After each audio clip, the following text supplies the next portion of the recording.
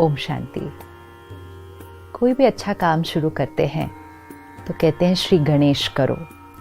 विघ्न विनाशक, दुख हरता, सुख करता, सिद्धि विनायक श्री गणेश की हम बहुत प्यार से महिमा करते हैं, उन्हें याद करते हैं, पूजा करते हैं। हर कार्य की शुरुआत उनकी स्थापना से करते हैं। लेकिन क्या सिर्फ याद करना और उनकी महिमा करना क्या उतना काफ़ी है? क्यों ना उनसे प्रेरणा लें, उनकी विशेषताएं, उनकी शक्तियाँ अपने जीवन में धारण करें और सिर्फ श्री गणेश जी की महिमा न करें, खुद ही श्री गणेश जैसे बन जाए।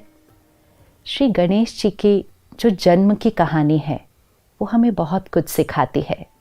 कहते हैं शंकर जी तपस्या के लिए बहुत दूर पहाड़ों में गए थे, तो पार्वती जी ने अपने शरीर की मिट्टी निकालकर एक बच्चे का निर्माण किया।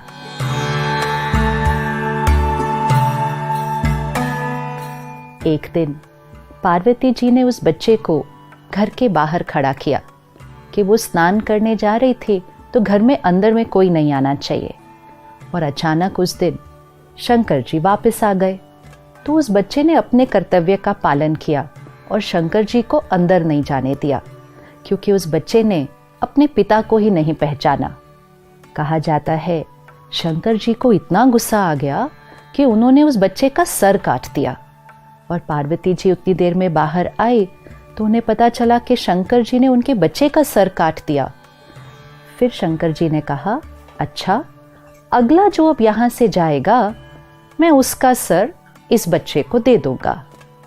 हम ये कहानी बहुत समय से सुनते आए हैं, लेकिन हमने कभी भी इस पर विचार ही नहीं किया कि ये हमें क्या सिखा रही है।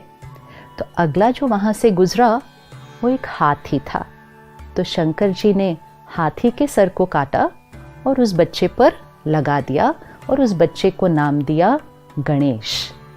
ये कहानी क्या सिखा रही है हमें कि बच्चा अपने पिता को नहीं पहचानता, और शंकर जी देवता 10 साल की तपस्या बाद आए थे और इतना गुस्सा आ गया कि बच्चे का सर काट दिया।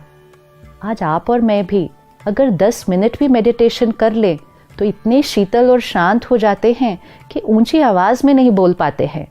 और देवता 10 साल की तपस्या बाद एक बच्चे के ऊपर इतना गुस्सा आया, और बात भी कितनी थी, अपने ही तो कर्तव्य का पालन कर रहा था, सर काट दिया। ये कभी नहीं कहते कि शंकर जी ने उस बच्चे की हत्या की, नहीं कहते, सिर्फ कहते हैं उसका सर काटा। दो बातों में बहुत फ़र्क है। वैसे तो अगर बच्चे का सर काट दो या किसी का भी सर काट दो तो उसी समय उसकी हत्या हो जाएगी, लेकिन उसको हत्या नहीं कहते, कहते सर काटा और किसी और का सर लगा दिया। परमात्मा जब इस सृष्टि पर आते हैं तो हम अपने अहंकारवश परमात्मा को पहचान नहीं पाते हैं। बॉडी कॉन्शियसनेस, क्यों ये कहा जा रहा है कि पार्वती जी ने अपनी मिट्टी से बच्चे का निर्माण किया? क्या किसी देवी के शरीर में इतनी मिट्टी हो सकती है? क्या हमारे शरीर में इतनी मिट्टी है कि हम एक बच्चे का निर्माण करें? तो मिट्टी से बच्चे का निर्माण किया मतलब ये शरीर मिट्टी का है। दिस इज मिट्टी, दिस इज बॉडी कॉन्शियसनेस। और इस बॉडी कॉन्शियसनेस की वजह से हम परमात्मा को पहचान नहीं पाते हैं। तो परमात्मा सबसे पहली चीज़ क्या करते हैं, हमारी बॉडी कॉन्शियसनेस के सर को काटते हैं, हमारे अहंकार के सर को काटते हैं। तो शंकर जी ने बच्चे का सर काटा। अच्छा, सर काटा ही था तो वापस वही सर लगा देते, एक और की हत्या करने की क्या ज़रूरत थी? लेकिन जब परमात्मा हमारे अहंकार का सर काटते हैं तो फिर उसकी जगह सोल कॉन्शियस, ज्ञान से भरा हुआ, प्योरिटी और डिविनिटी से भरा हुआ एक बहुत वाइज सर हमारे ऊपर लगाते हैं। तो शंकर जी ने वो सर काट के ज्ञान का सर उस बच्चे को दिया और फिर उसका नाम रखा गणेश।